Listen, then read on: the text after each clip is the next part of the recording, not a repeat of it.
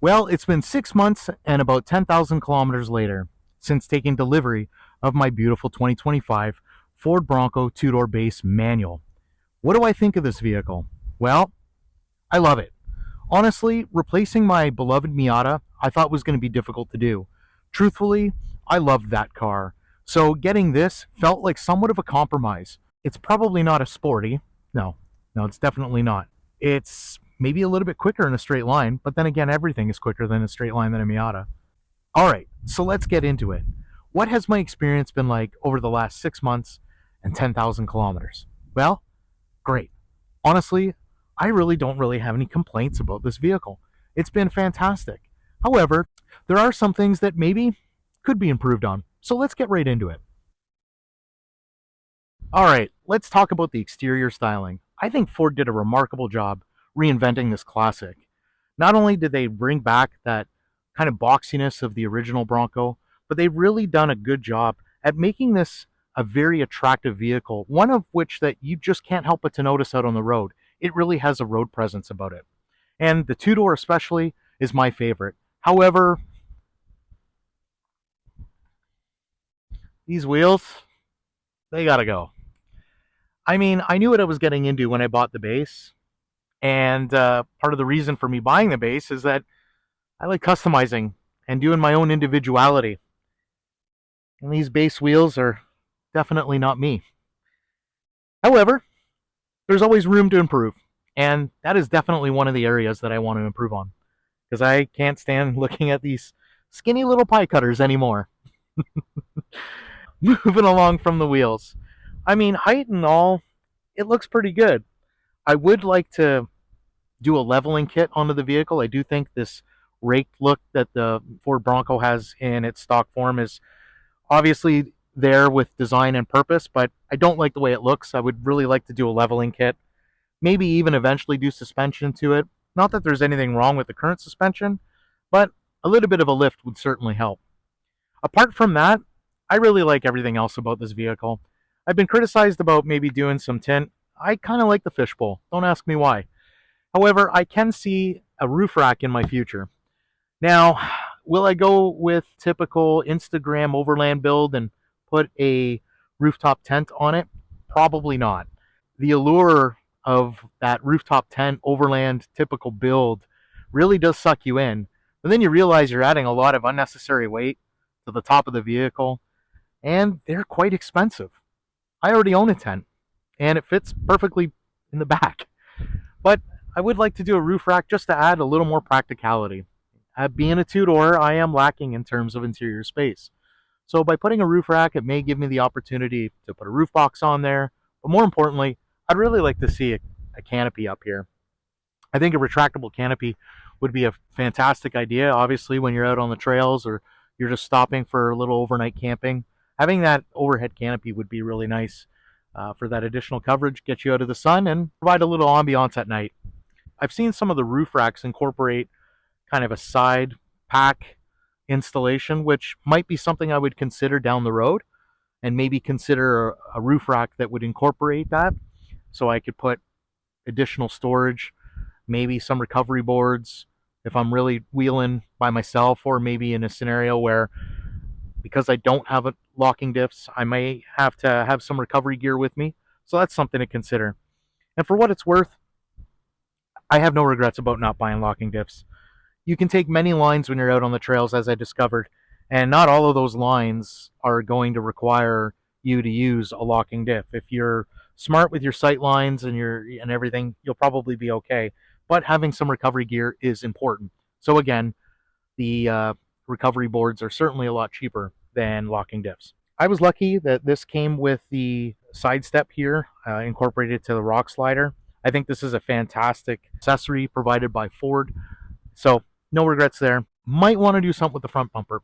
I don't know. I've been thinking about the OEM modular bumper. I think it's really good looking. I had it on my previous two-door Outer Banks, and I really like the way that it looked. But I also like the fact that you can incorporate a lot of things into it and its utility. The fact that you can bolt stuff up to it and all that other good stuff. However, I have been really liking the other capable bumper, the steel capable bumper, and would consider maybe bolting one of those. I really do like the way they look as well. This plastic one, though, I mean, it does the job, but it is what it is. Maybe I'm going to do some auxiliary lighting. I have seen some different things. Obviously, some ditch lights would be cool, but I have seen the ones that get incorporated into the mirror caps, so those are some ideas as well. However, not necessary. Apart from that, I don't really think that there's really anything else that I would do. So let's move into the interior.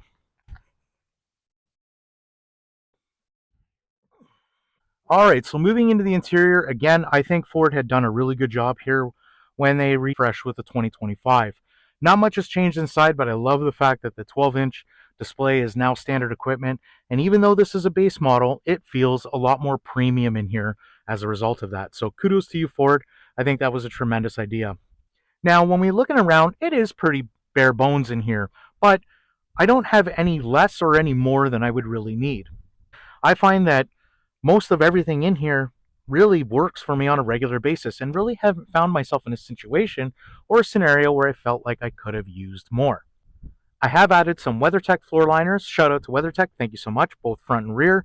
And I think that that's a necessary upgrade, especially if you're looking to take this thing off road into the trails, or if, like myself, you live in a climate where there's a lot of road salt in the winter. It does do a good job at protecting those carpet mats. Furthermore, I've added my TacForm accessory kit here, complete with my action cam mount and my cell phone mount. I've used this quite a bit. Actually, on my road trip, I used it exclusively for the GoPro to do some B-roll driving down the highway, and I plan on using it more when I get onto the trails. The phone mount has proven to be actually quite handy. Even though I've got Apple CarPlay, there are times where having the phone right there is kind of nice. So, not gonna lie. I will eventually add maybe another mount for passenger phone, or even something potentially for a CB radio or something. But who knows? As it sits right now, I'm glad I purchased it because it does leave some opportunity to obviously expand on that. Do I wish I had the auxiliary switches? Yes. Now, there are so many options when it comes to the aftermarket, including even putting the Ford auxiliary switches in here. However, I definitely enjoy having a sunglass holder. I didn't have that in my previous Bronco because I did have auxiliary switches. Although I never really used the auxiliary switches, but I did use my sunglasses. So I'm glad I have that. And if I am in the market for obviously some auxiliary functionality, I'll probably use some Bluetooth activated unit that's currently available on the market. I don't think I'll ditch this for the Ford Switch kit. I really don't. I think I would rather have my sunglass holder, to be honest.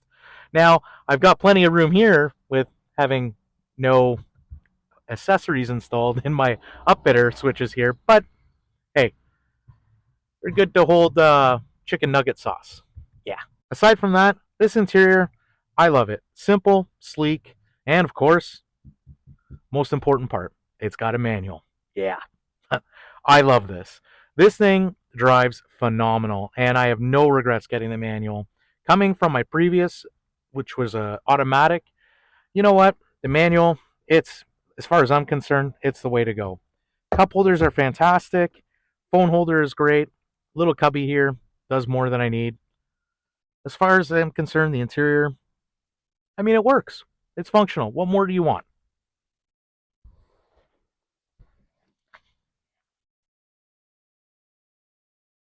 Now, as far as additional storage is concerned, like I mentioned previous, this is kind of why I want a roof rack. Being the two-door, you're kind of limited in space. Now, compared to the Wrangler, this is actually a lot of space. And having the ability to fold down these seats is pretty cool. But if you need the seats up, you really aren't left with a lot of space after the rear seat. You're left with enough, but by the time you get this loaded up, it really starts to limit your overall dimensions, your overall storage space. What I am going to be in the market for is definitely a fridge. Obviously, heading out on the trails and maybe doing a little bit of camping, it'd be nice to have a little fridge. Also, a power supply unit. I've been looking at some of the different ones out on the market, and anyone who's got any recommendations, I'm all ears. What are your recommendations? What are your takes? Hit me up in the chat. And I would also like to get a tailgate table. As a matter of fact, on my road trip down to Tennessee, there were a couple times where I would stop on the side of at a rest station or whatever the case may be, and found myself popping out my laptop to do a little bit of work while I was out on the road.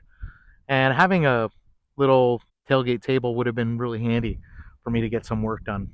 So, but apart from getting some work done, I think it would just be a great thing to have for some additional workspace and to cook on, what have you, prep, anything. Aside from that, I wouldn't mind maybe getting some accessory kits here, maybe some Molly panel, interior panel stuff that I can hang some bags, just some necessary items. I'd love to hear your recommendations in the chat. Let me know what you guys think.